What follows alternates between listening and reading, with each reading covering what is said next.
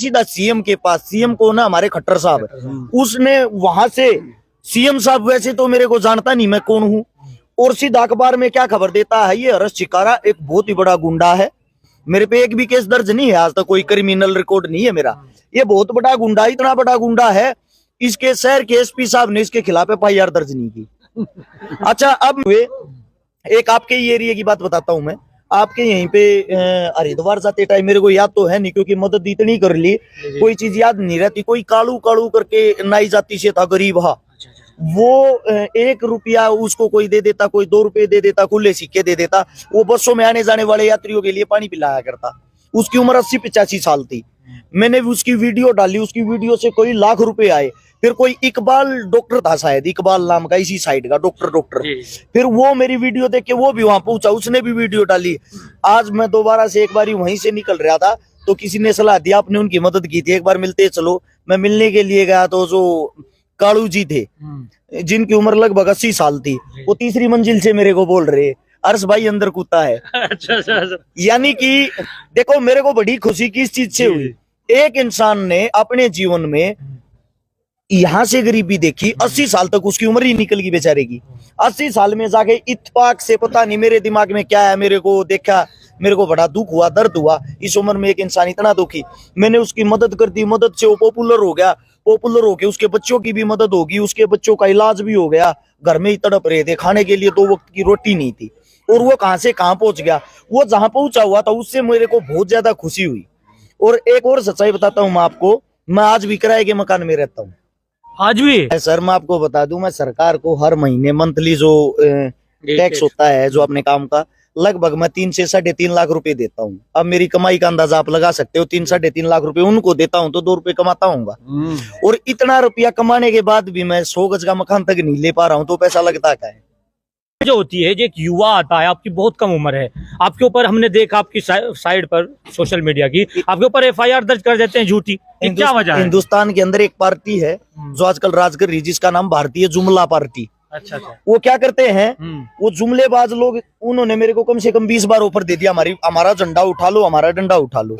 हमने कहा जब तक दम रहेगा, जब तक हमारे अंदर सांसें रहेगी, हम ये झंडा डंडा नहीं उठाएंगे। उसकी सजा ये है। उसकी सजा क्या है, वो कोशिश कर रहे हैं मेरे को घेरने की, कम से कम 7 तो मेरे घर अभी अभी रेड पड़ी थी, अलग अलग दवाइयों पे रेड, इनकम टैक्स की रेड, जीएसटी विभाग की रेड, बिजली वालों की रेड, मीटर लगा हुआ है, मीटर पाट लेके कि आपका बिल कम आता है, सरकार के आदेश है, दूसरा लगाएंगे।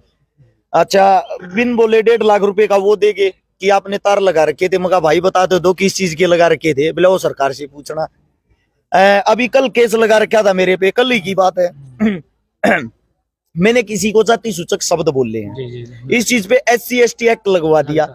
मैं गया कल, मैं वहां गया, कम से कम आप जैसे जो मेरे मित्र बंधु हो 50 पत्रकार साथी पहुंच गए, दिखाओ भाई वो जहां इसने किसी को जाति सूचक शब्द बोले हैं, बोले वो हमारे पास नहीं, आपके पास नहीं है तो आपने केस दर्ज कैसे कर दिया, उस आदमी को बुलाओ, उस आदमी के पास कॉल कर रहे हैं, आ जाओ भाई आमने सामने हो लो, यहीं पे आया हुआ ये जाति सूचक शब्द कहाँ बोल रखे, बोले वो हम अभी प्रूफ नहीं कर पाते, कहाँ बोल रखा, कहानी इसको अंदर कर दो, बाद में दिखा देंगे।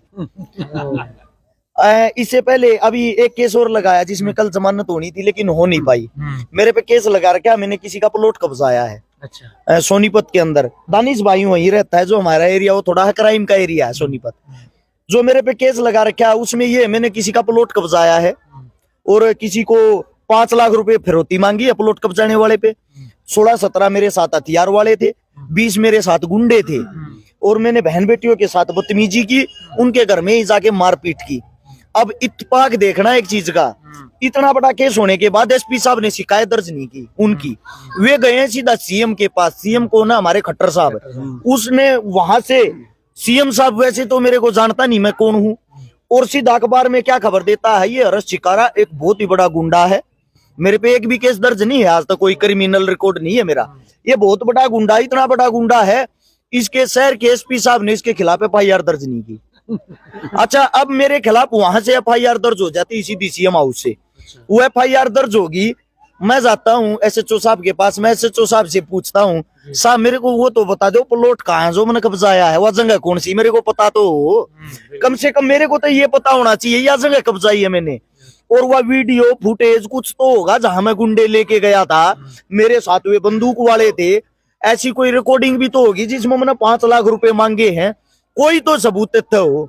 ऐसे चौसा बोले हर्ष भाई सरकार का दबाव, हमने ये लिखना था, बाकी पता हमारे को भी नहीं। मतलब कहानी ये है कि अगर कोई युवा ऊपर आता है समाज का काम करने के लिए, उसको कहीं ना कहीं जो ताकतवर लोग हैं नीचे दबाने की कोशिश करती है। वही आपके साथ हो रहा है, क्योंकि आपकी में हम कल जो पूरी डिटेल निकाली, आप बेकसूर साबित हुए।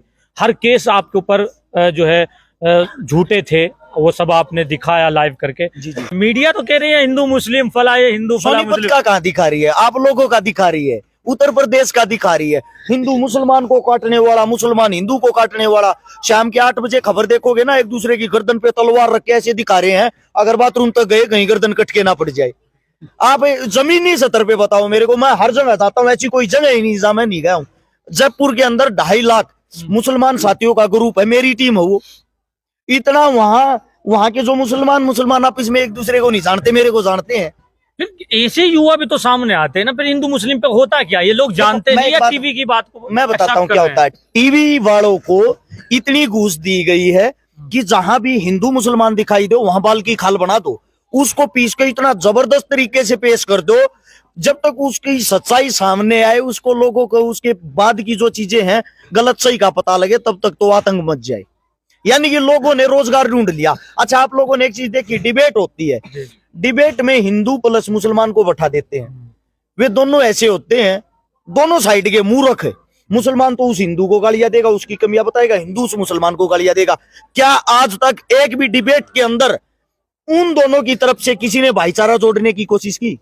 क्या आपने कभी ये देखा है उन दोनों ने कभी शिक्षा, स्वास्थ्य, रोजगार के ऊपर चर्चा की हो? नहीं की ना। हमारा देश जहां कहा रहा है, हमारे देश में क्या 2 ही मुद्दे हैं, हिंदू मुस्लिम, किसी की किसी के साथ लड़ाई नहीं। देखो एक बात देखो आप, हिंदुस्तान जिस वक्त गुलाम था, इंडिया गेट के ऊपर आप जाना, मैं कहता हूं पर्सनली तौर पे एक बार जाना, वहां पे नाम पढ़ने शुरू करना, शहीदों के नाम लिखे हुए ऊपर से नीचे तक, वहां आपको हिंदू का भी नाम दिखाई देगा, मुसलमान का भी नाम दिखाई देगा। तो आप ये बताओ, ये जो देश है, ये देश हम सब से मिलके ही तो बना होगा।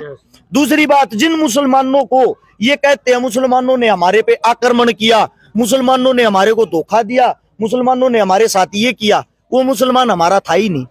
आप लोगों को पता है मुगल कहां से आए थे? बाहर से आए थे। बाहर से आके हमारे पे उन्होंने अपना हक जताया, बाहर से आके उन्होंने हमारे पे क्रूरता की।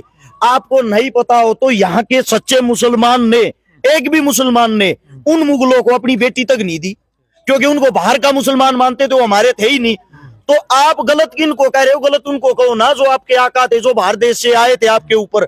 उससे पहले अभी मैं जो बातें बता रहा था, तैमूर जो एक मंगोलिक शासक था, जो चंगेज खान का वंशज था, वो यहाँ आता, यहाँ के क्रूरता मचाता है, सब कुछ तोड़ फोड़ करता है। वो हमारा मुसलमान कहां से हो गया?